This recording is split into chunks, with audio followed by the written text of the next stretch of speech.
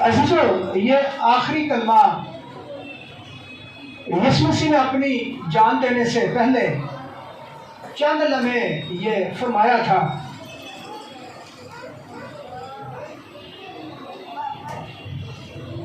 اور یہ کلمہ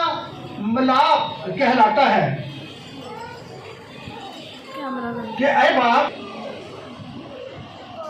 ہم کلام مقدس میں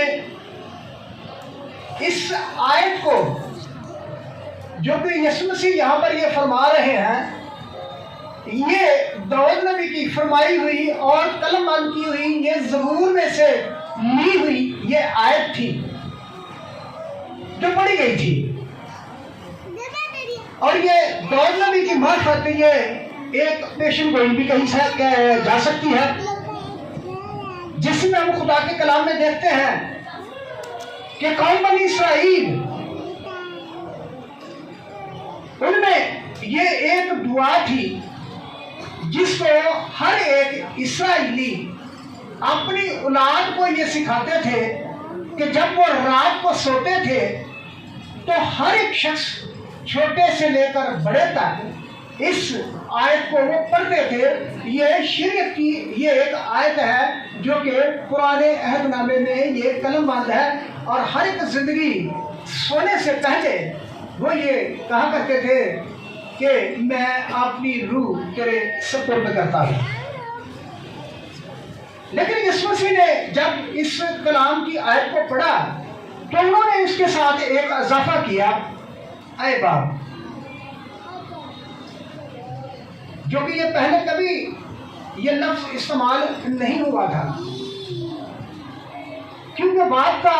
رتبہ اور باپ کا لقب جو تھا یہ صرف یسوع مسیح کے وسیلہ سے باپ کے ساتھ جڑا، کیونکہ یوحنا رسول فرماتے ہیں کہ جتنوں نے اسے قبول کیا اس نے انہیں اپنا فرزند بننے کا حق بخشا، اور جب ہم یہ حق حاصل کر لیتے ہیں تو پھر ہم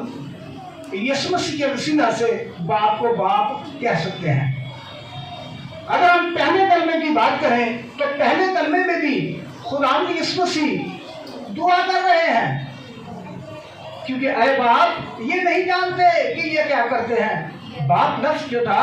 صلیب پر خداوند یسوع مسیح نے 2 دفعہ استعمال کیا، یہ بھی دعا تھی، اور یہ ایک فریاد کر رہے تھے کن لوگوں کے لیے جو یسوع مسیح کو مصلوب کر رہے تھے، یہ ان کے لیے یہ دعا کی گئی۔ اور اسی طرح پہلے کلمے میں خداوند یسوع مسیح نے باپ کا لفظ استعمال کیا، اور پھر آخری 7ویں کلمے میں بھی خداوند یسوع مسیح نے یہ لفظ کا استعمال کیا، اے باپ، میں اپنی روح تیرے ہاتھوں میں سونپتا ہوں۔ ہم اس کے 10 نکات پر غور کریں گے کہ یہ کلمہ جو ہے یہ کیا فریاد ہے، کیا دعا ہے، یا اس کلمے کی کیا اہمیت ہے۔ پہلی بات لکھا ہے کہ خوبصورت یہ دعا کو پیش کرتا ہے کہ اے باپ، میں اپنی روح تیرے سپرد کرتا ہوں۔ دوسرا، یہ الہی رفاقت کا یہ علمبردار ہے۔ یہ الہی رفاقت یعنی جو باپ کے ساتھ اس کی رفاقت تھی، یہ 7واں کلمہ اس رفاقت کو پیش کرتا ہے کہ موت کے وقت آخری پل جو تھے اس وقت بھی یسوع مسیح کی ایک کامل انسان ہونے کے ساتھ اس کی رفاقت باپ کے ساتھ قائم تھی، وہ اسے الگ نہیں ہوا تھا۔ وہ باپ کو پکار کر کہتا ہے کہ اے باپ، میں اپنی روح تیرے ہاتھوں میں سونپتا ہوں۔ اس کا مطلب یہ ہے کہ باپ کے ساتھ اس کی رفاقت تھی۔ تیسری بات، یہ روحانی پیاس کو بیان کرتی ہے اور پیار کو بیان کرتا ہے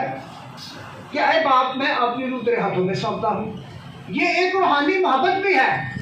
بے شک وہ کامل انسان تھا، لیکن یہ ہے کہ وہ خدا کا کلمہ بھی تھا۔